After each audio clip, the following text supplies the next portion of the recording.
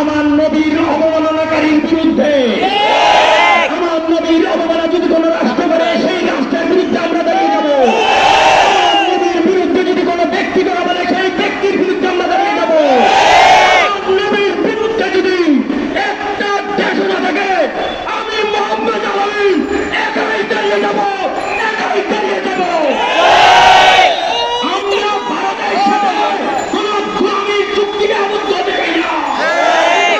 রক্ত দিয়েছি, আবার রক্ত দিব। ভারত থেকে গোলামীর জিঞ্জির থেকে আমরা মুক্ত হব ইনশাআল্লাহ।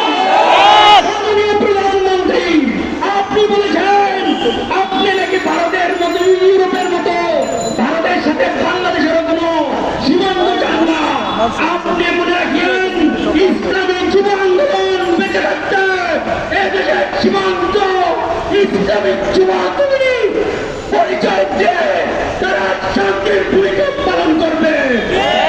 ভুলে গেছে পিছন থেকে আসবে না, ভুলে গেছে আমরা আমাদের বুককে তাজা রক্ত দিয়ে আমাদের স্বাধীনতাকে অক্ষুণ্ণ রাখবই রাখবো ইনশাআল্লাহ।